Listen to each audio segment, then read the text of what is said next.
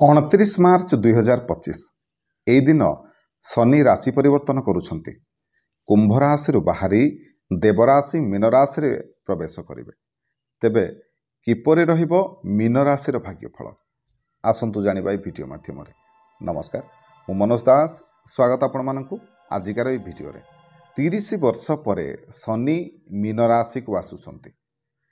କୁମ୍ଭ ରାଶିରୁ ବାହାରିକି ମୀନ ରାଶିକୁ ପ୍ରବେଶ କରିବେ। ତେବେ ଯେତେବେଳେ ବି ଶନି ରାଶି ପରିବର୍ତ୍ତନ କରନ୍ତି, ସମସ୍ତ ରାଶିର ଭାଗ୍ୟଫଳ ନିହାତି ଭାବରେ ଚେଞ୍ଜ ହୁଏ।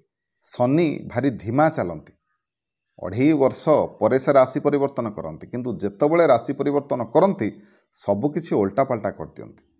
ତେବେ ବର୍ତ୍ତମାନ ସେ ମୀନ ରାଶିକୁ ପ୍ରବେଶ କରୁଛନ୍ତି। ଯେହେତୁ ମୀନ ରାଶିରେ ପ୍ରବେଶ କରିବେ, କେମିତି ରହିବ ମୀନ ରାଶିର ଭାଗ୍ୟ? ବର୍ତ୍ତମାନ ମୀନ ରାଶିରେ ମଧ୍ୟ ଶନି 7.5ର ପ୍ରଭାବ ଦେଖିବାକୁ ମିଳିବ ଏବଂ ଶନି 7.5ର ପ୍ରଭାବ ବର୍ତ୍ତମାନ ପିକ୍ ସମୟରେ ଆପଣମାନେ ମୀନ ରାଶିରେ ଦେଖିବାକୁ ପାଇବେ। ଖାସ୍ କରିକି ବର୍ତ୍ତମାନ ଶନି ଆପଣଙ୍କର ଛାତି ଉପରେ ବିରାଜମାନ କରିବେ। ଏହାର ମାନେ ହେଉଛି ଆପଣଙ୍କୁ ସ୍ୱାସ୍ଥ୍ୟ ସମ୍ବନ୍ଧୀୟ ଅନେକ ଯନ୍ତ୍ରଣା ଭୋଗ କରିବେ। ରୋଗରେ ଏ ସମୟରେ ଅଧିକା ପଡ଼ିବାର ସମ୍ଭାବନା ଅଧିକା, ଆପଣମାନେ ଏ ସମୟରେ ଅଧିକା ରୋଗରେ ପଡ଼ିବେ। ଏହି ସମୟଟି ଆପଣଙ୍କ ପାଇଁ ସ୍ୱାସ୍ଥ୍ୟ ଦୃଷ୍ଟିକୋଣରୁ ଭାରି କଷ୍ଟଦାୟକ। ଆପଣଙ୍କ ପାଇଁ ଭାରି କଷ୍ଟଦାୟକ ରହିବ। ଆପଣମାନେ ଭାରି କଷ୍ଟ ଭୋଗ କରିବେ। ସେଥିପାଇଁ ଯତ୍ନବାନ ରହିବାର ଆବଶ୍ୟକତା ଅଛି। ସ୍ୱାସ୍ଥ୍ୟରେ ଜମା ବି ଅବହେଳା କରନ୍ତୁ ନାହିଁ। ଯେହେତୁ ମୀନ ରାଶିରେ ରାହୁଙ୍କର ଗୋଚର ମଧ୍ୟ ରହିଛି, ତେଣୁ ଶନି ଆଉ ରାହୁଙ୍କର ଏଭଳି ସ୍ଥିତି ଯୋଗୁଁ ଆପଣମାନେ ସ୍ୱାସ୍ଥ୍ୟଜନିତ ସମସ୍ୟା ଭୋଗ କରିବେ। ମନେ ରଖନ୍ତୁ, ଆସନ୍ତା 5 ବର୍ଷ ପର୍ଯ୍ୟନ୍ତ ଆପଣମାନେ ଏଇ ଯେଉଁ ଶନିଙ୍କ କଷ୍ଟକୁ ଭୋଗ କରିବେ। ତେଣୁ ଏ ସମୟରେ ଜମା ବି କଳା ବସ୍ତ୍ର ପିନ୍ଧନ୍ତୁ ନାହିଁ। ପ୍ରତ୍ୟେକ ଶନିବାର ଦିନ ନିହାତି ଭାବରେ ଶନିଙ୍କ ପାଖକୁ ଯାଆନ୍ତୁ, ଶନିଙ୍କ ଦର୍ଶନ କରନ୍ତୁ, ଶନିଙ୍କୁ ତେଲ ଅର୍ପଣ କରନ୍ତୁ, ହନୁମାନଙ୍କ ଦର୍ଶନ କରନ୍ତୁ, ମହାଦେବଙ୍କର ଦର୍ଶନ କରନ୍ତୁ, ଜଗନ୍ନାଥଙ୍କ ଦର୍ଶନ କରନ୍ତୁ। ନିହାତି ଭାବରେ ଆପଣଙ୍କ ପାଇଁ ଭଲ ହେବ। ସୋରିଷ ତେଲ ଆପଣମାନେ ଦାନ କରନ୍ତୁ, ନଚେତ୍ ଆପଣମାନେ ଚାହାପତି ବି ଦାନ କରିପାରିବେ। ଦାନ କଲେ ଆପଣଙ୍କ ପାଇଁ ଶୁଭ ହେବ। ତେବେ ଆସନ୍ତୁ ଜାଣିବା, ଯେଉଁ 29 ମାର୍ଚ୍ଚ ପରେ ଯେତେବେଳେ ଶନି ରାଶି ପରିବର୍ତ୍ତନ କରିବେ, 12ଟି ରାଶିରେ କେଉଁ ରାଶିରେ କ'ଣ ସବୁ ପ୍ରଭାବ ପଡ଼ିବ। ପ୍ରଥମେ ମେଷ ରାଶି। ମେଷ ରାଶିରେ ଶନି 7.5 ଆରମ୍ଭ ହେବ। ବୃଷ ରାଶି, ଆପଣଙ୍କର କାର୍ଯ୍ୟରେ ପ୍ରଗତି ହେବ। ମିଥୁନ ରାଶି, ଆର୍ଥିକ ପକ୍ଷ ମଜବୁତ ହେବ। କର୍କଟ ରାଶି, ବ୍ୟବସାୟରେ ଉନ୍ନତି ହେବ, ଲାଭ ହେବ। ସିଂହ ରାଶି, ଶନିଙ୍କର ଢେଇଆ ଲାଗିବ। କନ୍ୟା ରାଶି, ଧନ ଲାଭ ହେବ। ତୁଳା ରାଶି, କିଛି ଗୋଟେ ନୂଆ ବଡ଼ ପଦପଦବୀ ଆପଣଙ୍କୁ ପ୍ରାପ୍ତ ହେବ। ବିଛା ରାଶି, ନୂଆ ରାସ୍ତା ଆପଣଙ୍କ ପାଇଁ ଖୋଲିବ, ପ୍ରଗତିର ରାସ୍ତା ଆପଣଙ୍କ ପାଇଁ ଖୋଲିବ। ଧନୁ ରାଶି, ଆପଣଙ୍କର ବ୍ୟାଙ୍କ ବାଲାନ୍ସ ବଢ଼ିବ, ଆପଣଙ୍କର ସମ୍ପତ୍ତି ବଢ଼ିବ। ମକର ରାଶି, ଶନି 7.5 ଶେଷ ହେବ।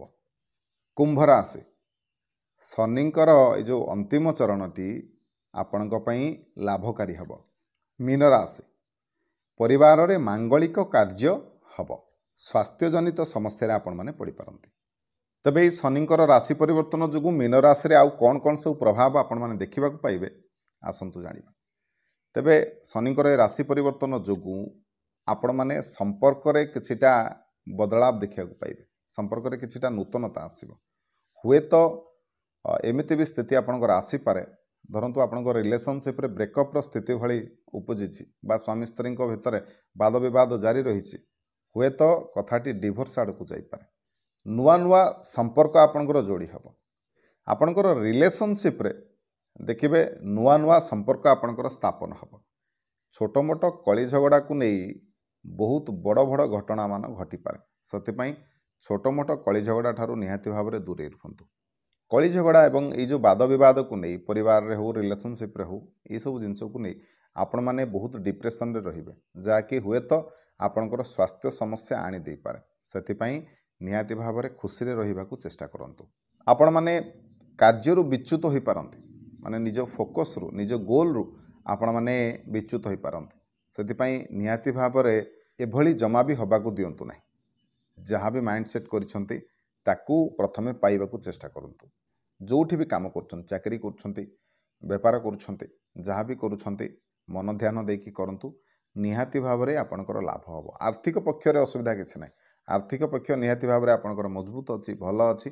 କିନ୍ତୁ बाकी रहा नहीं आनी थोवा कथा जदि भल जगह आपण मैंने इन्वेस्ट करेंगे ताहले निहाती भाव में सेठू भल रिटर्न्स भी पाइबे किंतु बड़ धरणर किसी इन्वेस्टमेंट करुछंती भाभी चिंती निहाती भाव में करार आवश्यकता रही आपणकर मानसिक दुश्चिंता बढ़िबा आपणकर व्यवहार रे परिवर्तन हम ए समय आपण माने चिड़चिड़ा स्वभावर होइजिबे 18 मे पर्यंत ये जो समयटी आपंक निहाती भाव में भारी कष्टकारी समय रहिबो एई समय खास करके आपन को सावधानता अवलंबन करिवार आवश्यकता रही तेबे आपण मानकर स्थान नाश अर्थनाशर संभावना बिना कारण रे एपट सेपट हो पारती आपण मानकु कष्ट मिलिबो ता सहित संतान मानकु मध्य कष्ट मिलिबो धार्मिक कार्य करने को चाहूले से बाधा देखा दे पारे निजर बाक संयमता रक्षा करंतु स्वामी स्त्री भितर निहाती भाव में संपर्क में आपण माने सुधार देखा पाइबे गृह रे नूतन सदस्यर आगमन हो पारे बा जो माने स्वामी स्त्री संतानहीन अच्छा से जो टाइम रे से संतानटी प्राप्त हो पारे